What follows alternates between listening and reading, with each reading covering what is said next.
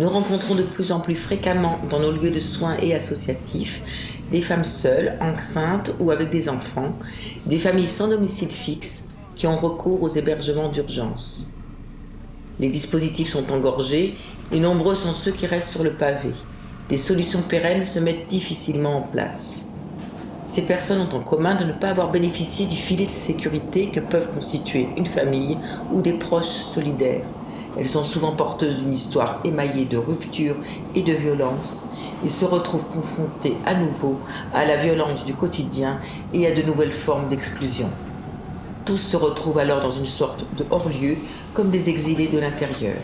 Cela aura bien sûr des conséquences sur la vie psychique et sur l'organisation familiale.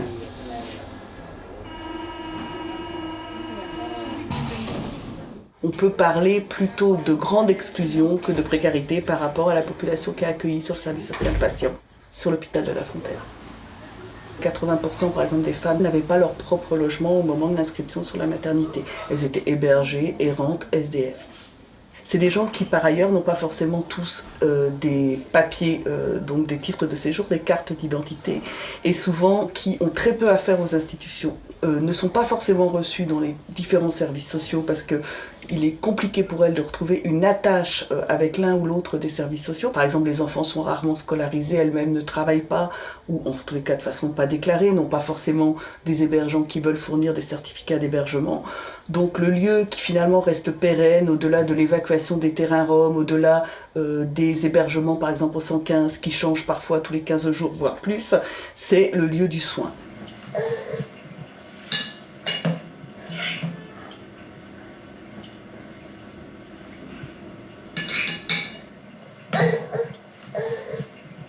Il l'a amené d'abord à l'hôpital.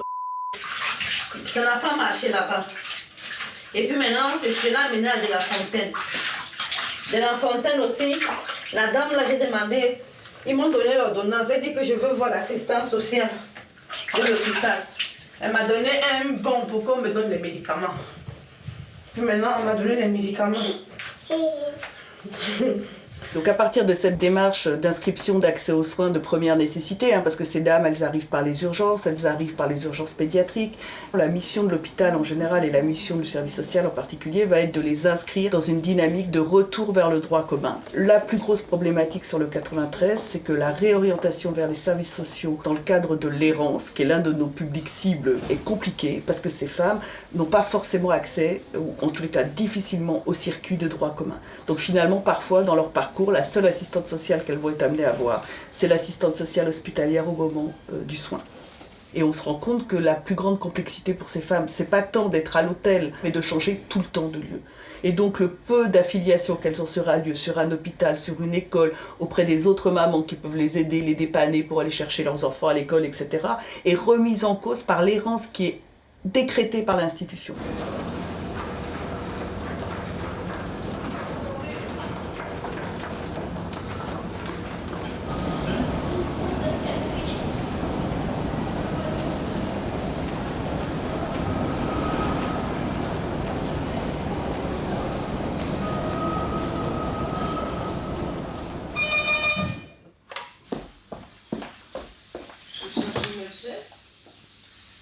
Oui, bonjour, entrez.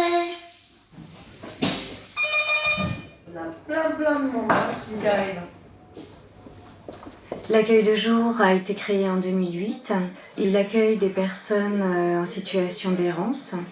Il est le seul accueil de jour en Île-de-France à accueillir spécifiquement un public de femmes avec ou sans enfants. La capacité d'accueil est d'une 40aine de personnes simultanément. Cette proportion augmente de 30% chaque année depuis 2 ans. Les personnes accueillies nous sont orientées, alors elles viennent soit d'elles-mêmes, soit orientées par le 115, ou par la circonscription errance, ou encore par les PMI ou les hôpitaux, notamment les maternités.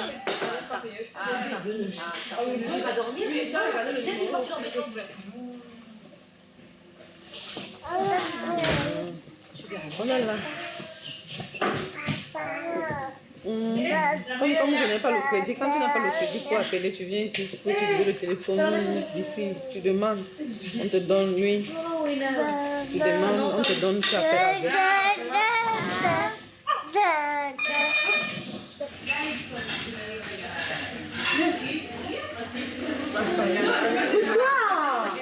Je t'aime, mais pas au point de te dire bonjour 15 fois. Dégage.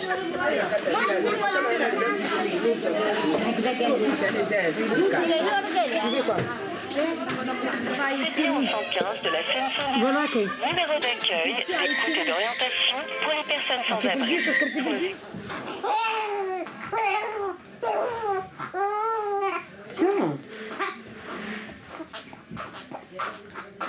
Donc moi c'est Sonia, j'ai 38 ans bientôt, j'ai 3 enfants, ça fait 3 ans et demi que je viens ici. Moi en fait, ce qui étonne tout le monde, c'est que je suis de nationalité française, je suis née en France. Mais on va dire, j'ai eu des galères très tôt. J'ai perdu mon père, j'étais assez jeune. Ma mère s'était remise avec quelqu'un que je n'appréciais pas du tout. Donc je suis partie, je suis revenue, je suis partie, je suis revenue. Ensuite, il y a eu des violences, il y a eu plusieurs hospitalisations par rapport à des coups mal placés et tout, de l'ami de ma mère. Ensuite, j'ai pris mon indépendance, je travaillais, j'étais toute seule, je me suis pris un appartement. Et un jour, je suis partie travailler, je suis revenue, il y avait le feu. Donc le lendemain, je vais à la mairie, on me dit, étant donné que vous n'avez jamais fait de demande de logement dans le social, vous étiez dans le privé, vous devez commencer par faire une demande comme tout le monde, vous n'êtes pas prioritaire sur l'euro-logement. Donc de là, ma galère a commencé. Je passais d'hôtel en hôtel, je me démerdais pour essayer de garder mon travail, pour avoir un minimum de dignité, tu vois. C'était vraiment pas évident. Et là, j'ai commencé à plonger parce qu'après, j'avais plus de sous. Parce que c'est bien beau d'avoir une paye, mais que quand tu payes l'hôtel et tout, j'avais pas encore d'enfant. Et là, j'ai rencontré le papa de mes 3 loulous. Et on a commencé à appeler le 115 ensemble. Et là, la galère a commencé. Et d'hôtel en hôtel. Parce que généralement, comme moi dans mon cas, j'ai 3 enfants. Ça fait qu'on est 5. Et c'est extrêmement difficile de trouver une place pour 5 personnes. Ce qui fait que les crises, la fatigue, les bagages, on pousse du 77 au 91. Comme hier, j'ai dormi dans le 91, ce soir, je vais dans le 77. C'est fatigant, quoi, je veux dire. Et les enfants le ressentent, les parents le ressentent. Et ça fait une tension entre les parents qui fait que, généralement, les couples, ils tiennent pas. Et le papa, déjà, il se sent pas bien, quoi, je veux dire. Il est mal parce qu'il dit qu'après tout, le père, c'est le chef de famille, il aimerait bien faire quelque chose, mais la situation a fait qu'il peut pas. Donc moi, le problème, c'est que mon mari est en situation irrégulière. Et que quand il voit qu'il peut pas subvenir aux besoins de la famille, il se rabaisse eux-mêmes, quoi, déjà avec la situation. Et pour eux, c'est la fuite, quoi, je veux dire, c'est la fuite. C'est pour ça que je dis, il devrait vraiment faire quelque chose pour les familles, quoi. Puis pour les enfants, quoi, je veux dire, la situation, déjà tous les jours d'avoir une maison différente pour eux. Un jour de voir papa et pendant une semaine de pas le voir. C'est pas évident, quoi, je veux dire, c'est franchement pas évident. Ils ont pas de repères, ils ont rien.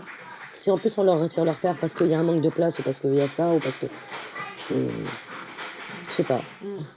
Moi, après, ça c'est mon avis personnel, quoi. Je veux dire, moi je vois par rapport à mes enfants, mon aîné il a 3 ans, il va avoir 3 ans le mois prochain, le petit il a 3 mois, je veux dire, on le ressent. Et Yed, de l'aîné, il est né dans ma première année de 115. Donc je vois avec le temps, son comportement a changé. Puis je veux dire, c'est pas un enfant qui devrait vivre comme tous les enfants. Je veux dire, il n'a pas d'amis, il n'arrive pas à se faire des copains parce qu'on reste jamais assez longtemps au même endroit. Il n'a pas de chambre, il n'a pas son intimité, il n'a pas son coin à lui. Puis il fait avec, quoi, je veux dire. Et mon fils, il peut pas se permettre d'avoir des grands jouets, des jouets trop lourds, Allez, 2-3 voitures et puis c'est tout, parce que maman elle doit porter, maman elle doit se trimballer, maman elle doit les ramener à droite à gauche, et ça joue sur le moral des enfants, ça joue. Même sur un bébé, on me dit mais c'est un bébé, il comprend pas, mais bien sûr il comprend. Le bébé il est tellement proche de sa mère qu'il est en symbiose avec sa mère. Il le sent, si maman elle est bien, il est bien, si maman elle est pas bien, il est pas bien. Et maman, au bout de 1 an, 2 ans, 3 ans, elle est pas bien. Là franchement je me vois de la face. Je rigole et tout, mais au fond de moi, ça fait mal. Ça fait mal de voir mes enfants avec un sac à dos. Je sais pas, il n'y a même pas un minimum. Il n'y a même pas une table et des chaises pour qu'ils puissent manger. Il y a des hôtels, des Formule 1, on peut même pas faire à manger pour nos enfants. Je sais pas si vous imaginez, c'est horrible. Je serais toute seule, je crois que j'aurais pas tenu. La vérité, je pense que j'aurais pas tenu. C'est grâce à mes enfants que je suis là et grâce à mes enfants que je me bats. Mais jusqu'à quand? Moi, mon fils, que quand il me voit remplir le linge sale, que quand on reste une semaine au même endroit, il me dit « Maman, partir ?» C'est pas normal de la bouger un enfant de 3 ans, c'est pas normal. La PMI m'a beaucoup aidée. C'est eux qui m'ont dirigée vers là. Mais la toujours avec ses conseils. Et je garde toujours des petites phrases qu'elle me donne. Et c'est important parce que dans la situation où on est, on se dit faut avoir un point d'attache, un point de repère. Rien que pour les enfants. C'est tout bête, mais rien que pour un vaccin, je veux dire. Qu'ils voient le même médecin, même s'il faut faire plusieurs kilomètres. C'est vachement important parce que c'est leur seul point de repère.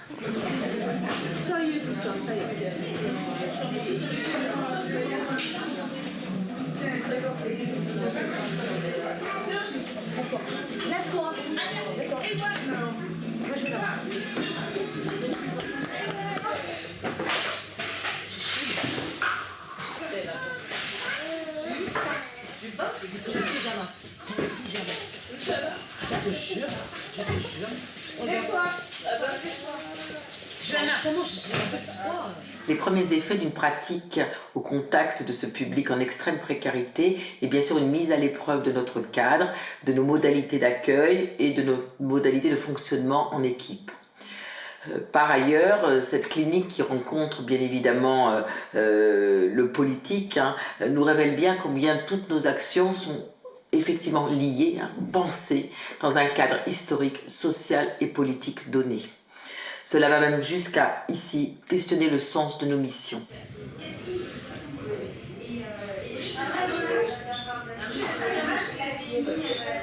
Ces situations familiales nous ont amenés à réfléchir à notre type de fonctionnement, comment on travaille en équipe, comment le relais se fait. On module notre accueil en fonction de leur parcours, de leur situation. La salle d'accueil, pour moi, c'est le point clé de la PMI, parce que c'est le premier endroit où la famille va arriver. Entre le moment où elle passe la porte et le moment où elle va transmettre son carnet de santé, elle est une famille lambda, elle est une famille normale, une famille comme tout le monde, où l'espace d'un instant, la vie, elle est entre guillemets normale. Et même si ces familles sont en situation de rupture, qui vont changer de repère finalement quasiment parfois tous les jours, pendant certaines périodes, je peux d'arriver dans un espace qui est pensé pour l'enfant et se mettre à jouer, rencontrer d'autres enfants, la vie normale d'un enfant finalement. Certaines mamans, on le voit bien, sont extrêmement fatiguées, épuisées. Et dans la salle d'attente, d'accueil plutôt, on voit bien qu'elles sont bien perçues que leur enfant avait un espace pour jouer, un espace pour lui où il était bien. Et elle... Les parents, on les voit se transformer, enfin je veux dire, du premier accueil au bureau où ils sont fermés et sur la défensive, parfois agressifs, qu'on arrive à les apprivoiser, on va dire, mais à faire en sorte qu'ils aient confiance, quoi, ici. Et ce que je trouve aussi, c'est que je trouve que c'est vrai que c'est touchant, c'est assez difficile quand même de voir toutes ces situations, mais quelquefois je me demande, mais comment font-ils pour supporter eux? Et je les trouve parfois courageux, enfin ces mères et ces parents, je les trouve courageux et je dis que... Donc ça me donne une certaine force aussi, enfin je veux dire... Ouais, je trouve que c'est... Ils nous apprennent beaucoup en même temps. Moi, je parlerais de sentiment d'impuissance et aussi de colère par rapport à, finalement, on travaille en PMI, on est là pour soutenir la parentalité, accueillir des familles, des jeunes enfants, et on se retrouve acculé finalement par des problématiques qui viennent se surajouter et qui viennent freiner notre travail, parce que finalement, que c'est difficile d'évaluer le développement d'un enfant quand un enfant vit en effet entre deux cabines téléphoniques. Parce que là, il y a un gros poids qui est là, qui ne dépend pas de nous, qui n'est pas de notre travail non plus, c'est pas notre mission. Et ça demande une certaine acceptation qu'on n'est pas tout puissant et qu'on va devoir travailler avec voilà, ces freins tout au long du cheminement avec la famille. Si nous, on a une vision ou une optique aussi de soutien pour la famille, ça n'est pas toujours entendu ou perçu, puisque ce qui les préoccupe, c'est essentiellement le matériel. Pour nous, c'est pas toujours évident, parce qu'il faut accepter qu'il y ait une non-compréhension de nos propositions, il faut accepter qu'il y ait un refus. Donc c'est là aussi où ça nous bouscule à jouer quand on est en train de se demander comment je vais faire pour donner à manger à mon bébé. Et puis je dirais aussi parfois une très grande tristesse. Bon, mais alors après, effectivement, on essaye de rebondir et de pas baisser les bras et de continuer à accompagner. Je crois que ça c'est important. Donc l'équipe est essentielle. Moi je suis aussi très touchée quand les bébés expriment une certaine souffrance, parce que je trouve que les tout petits bébés qui sortent de la maternité, on les voit, ils sont difficiles à porter, ils pleurent beaucoup, au contraire ils sont d'un calme époustouflant. Des mamans qui ont quand même du mal parfois à rentrer en contact avec leur bébé. Oui. Et ça, c'est quelque chose qu'on sent quand ils sont tout petits. Et puis alors du coup, le travail fait par les uns et les autres, on voit les situations où les mamans remontent la pente. C'est-à-dire que le contact va se mettre en place. Et on les voit se tourner vers leur bébé autrement, le porter un peu mieux, etc. Et ça nous réconforte. D'ailleurs, on n'hésite pas à...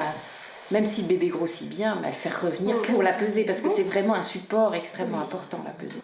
Je me suis même entendue dire une maman, une fois qu'elle avait fait le dossier médical avec la responsable, et donc elle avait eu son carnet français, donc de fait et refait, et qui a dit à son enfant, ça y est, tata PMI. Je suis restée... Donc en fait, on pourrait croire que tout ce temps d'attention est du temps bénévole ou du temps humanitaire. En fait, c'est un temps professionnel, c'est un temps institutionnel qui s'appuie effectivement sur les missions de la PMI, d'être un lieu d'accueil, un lieu de prévention pour toutes les familles, quelles qu'elles soient.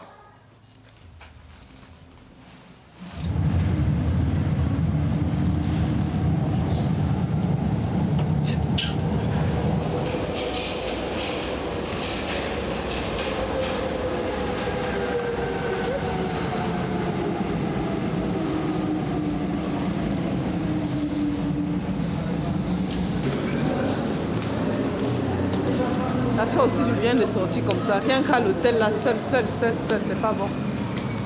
Ça fait trop réfléchir. Et l'enfant aussi, c'est aussi bon pour lui.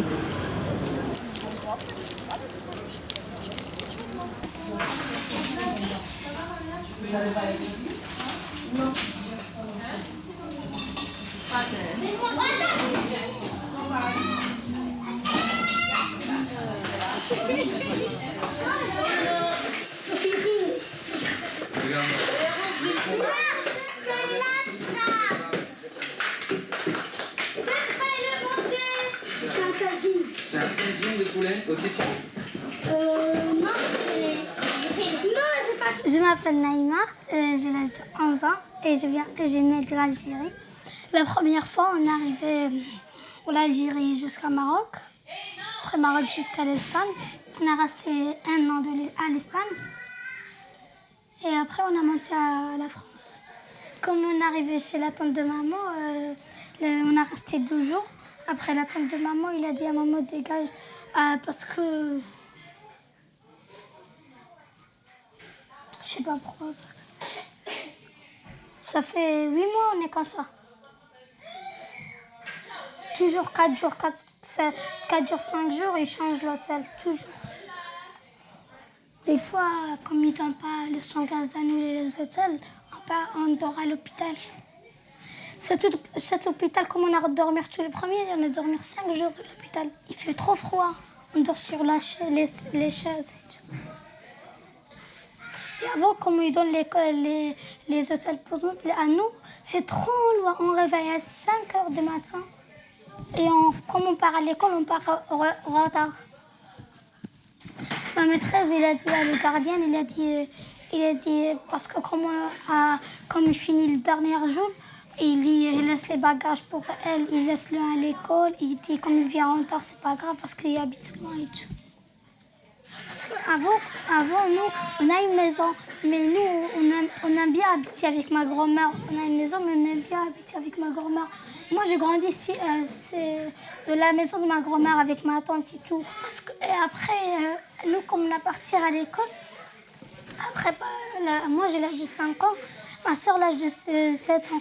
Comme on part à l'école, papa, il a volé moi et ma soeur. Après, il a pris nous chez la femme de papa.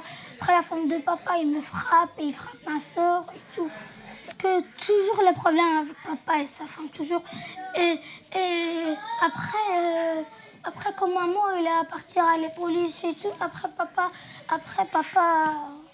il a dit, tu pars pas, sinon tu vas mourir ou coucher. Maman aussi, parce que maman, toujours, elle pleure à ma soeur parce que... Ma soeur aussi, elle pleure parce que... Il veut monter ma soeur.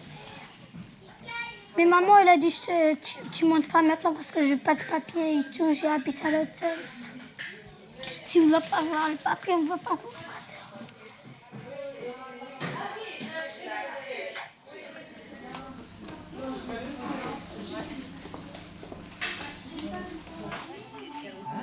C'est joli, c'est joli.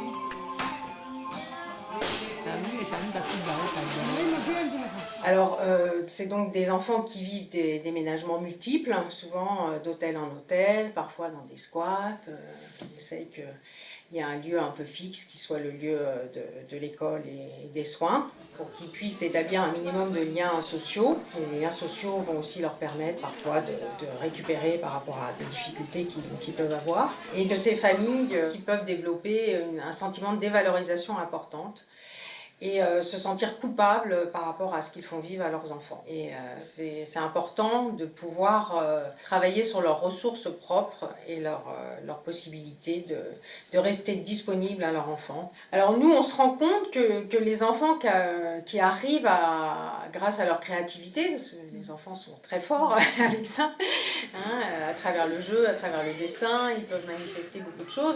On s'aperçoit qu'ils développent une pensée vivante qui peut aider leurs parents à retrouver des forces vives aussi pour soutenir leur enfant dans ce qu'ils vivent. Alors il ne faut pas non plus que l'enfant devienne la béquille de ses parents, hein, qu'on puisse installer d'autres aides possibles pour libérer un petit peu l'enfant de cette position comme ça de soutien de ses parents.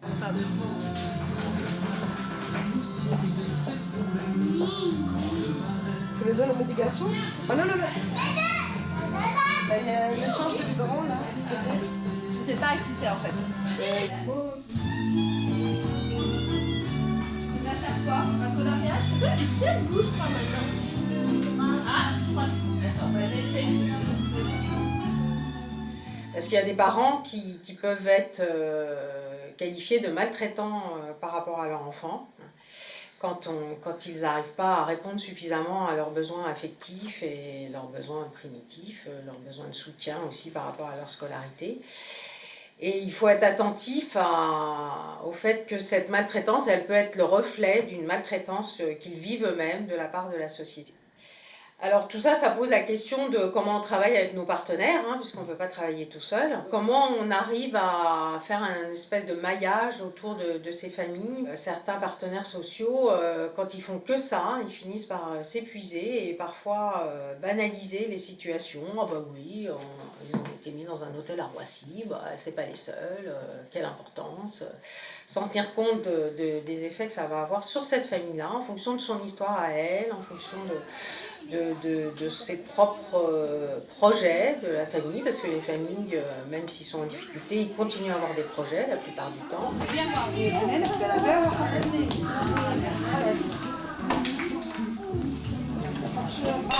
Et j'ai entendu des remarques comme « t'es au 115, ça fait 3 ans et demi, pourquoi t'es tombée enceinte, pourquoi t'as fait des enfants, pourquoi ?»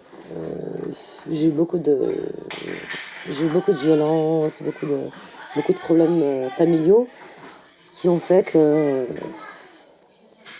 C'était pour ça que même dans ma situation, j'ai voulu faire ma petite famille ou quoi, je sais pas, mais on est tellement seuls, on est tellement... moi, je sais qu'il y a 1 an et demi de ça, j'étais en CHRS il y a quelques mois. Et c'est là que je me suis rendu compte que le 115, ça m'a bouffé, quoi. Moralement, physiquement, parce que une fois que j'étais stable, j'ai fait une dépression. J'ai fait une dépression, le fait de me retrouver stable, le fait de... J'ai pas supporté. Et je sais que si je me mets à parler, je parlerai pour une centaine de femmes qui viennent ici. Et le problème, c'est qu'on a vraiment l'impression d'étaler nos problèmes et notre vie, parce qu'on tombe jamais sur la même personne. Je sais pas si vous avez déjà... S'il y a des gens qui vous ont déjà dit qu'ils ont appelé 115, on tombe jamais sur la même personne. Donc au début, c'est super gênant de les appeler, de dire qu'on est à la rue, qu'on a des problèmes. Déjà, nous, on est mal. Parce que rien que quand vous prenez le transport avec les enfants, avec les cabas, les sacs, les valises, vous avez l'impression que les gens, ils vous regardent de travers. Et les hôtels, j'en parle même pas. Parce que eux, derrière leur téléphone, ils voient rien. Ils voient pas les hôteliers comment ils nous traitent. Ah oui, mais vous voulez du 115, vous n'avez pas le droit de prendre l'ascenseur. Vous n'avez pas le droit de vous servir du micro-ondes, vous n'avez pas le droit des serviettes de bain. Vous imaginez, on a l'impression qu'on n'est pas des êtres humains. On est des animaux. Et ça, devant vos enfants, que quand on vous engueule, ça fait mal. Je peux vous jurer, ça fait mal. Il va revenir, il a dit. Il va partir. Au revoir. Bisous, Yet. Bisous. Papa, c'est vrai, il est enterré ici. C'est un problème de fond qui est posé, un problème vraiment éthique, même pour une société. Hein. La question de l'errance, de l'exclusion, des expulsions, c'est pas un acte isolé, hein, c'est un acte qui est pris dans un système. On peut pas malmener des adultes en pensant qu'on ne malmène qu'eux. On malmène un système, on malmène des enfants et on malmène des générations qui suivent. Je pense qu'on est dans des systèmes de désastre transgénérationnel. Bon, bien sûr, je pense un peu plus aux enfants parce que c'est mon métier, mais cette question-là touche les sujets, quel que soit leur âge. Un enfant, disons, doit trouver quand même sa place dans un système. Il doit trouver sa place dans sa famille d'aujourd'hui, c'est ce qu'on appelle les processus d'affiliation, et il doit trouver sa place dans son histoire, que ce soit la filiation maternelle ou la filiation paternelle, enfin la filiation, l'histoire de sa famille. Parce que un enfant ne peut trouver sa place dans sa famille d'aujourd'hui que si son existence est reconnue. Et que si lui peut accorder une certaine valeur, une certaine estime aux personnes qui l'entourent, et il ne peut trouver sa place dans son histoire que s'il assume l'histoire de ses parents. Donc si un parent est dans l'errance, s'il ne trouve sa place nulle part, s'il est expulsé de partout, s'il ne peut pas trouver une place dans les systèmes de soins, s'il ne peut pas trouver une place dans les systèmes d'assistance ou d'aide ou de reconnaissance sociologique divers, qu'est-ce que l'enfant peut penser ? Il peut penser, d'autant plus qu'un enfant jeune accorde par principe une espèce de toute-puissance à ses parents. Donc si les parents sont dans un échec sociologique de cette taille-là, un enfant ne peut penser que la situation en termes de faute de la part de ses parents. Et faute de quoi ? Faute d'exister, faute d'être ce qu'ils sont, faute de ne pas avoir fait ceci ou cela. Donc pour un enfant, c'est reçu comme une faute qui va forcément lui faire honte. On est dans la clinique de la honte, là. La clinique de la culpabilité et de la honte, c'est-à-dire des deux grands axes dépressifs. Donc un enfant ne peut pas se construire dans cette condition-là. Quand viendra le jour où lui-même doit être parent, c'est-à-dire avoir des enfants, on va avoir 3 générations qui sont touchées par des actes comme ça. C'est un sujet qui tord le cœur, et en même temps qui prend aux tripes, et en même temps il faut quand même garder son calme pour que les paroles qu'on prononce soient recevables par ceux qui nous entendent. Mais c'est quelque chose d'absolument inadmissible, c'est un problème sociologique avec des répercussions psychologiques et psychopathologiques graves à court, moyen et long terme. Donc il y a vraiment quelque chose d'inadmissible dans cette histoire.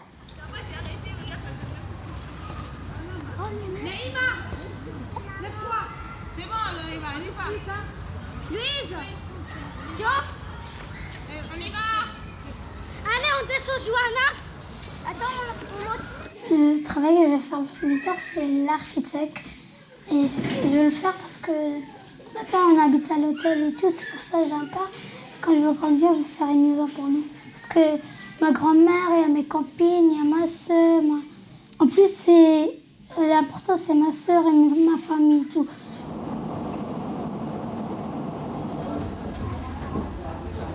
Ligne 1, rue Nous sommes confrontés à une clinique que l'on peut qualifier de psychosociale qui convoque le politique. Comme témoin, il y aura bien sûr urgence à dénoncer la défaillance du politique dans la protection de ses enfants et de leurs familles, mais aussi à construire ensemble une éthique collective qui nous permette de tenir avec eux. Celle-ci ne peut être centrée que sur l'accueil et l'écoute du sujet, menacé ici de n'être plus qu'un objet errant, sans parole ni désir.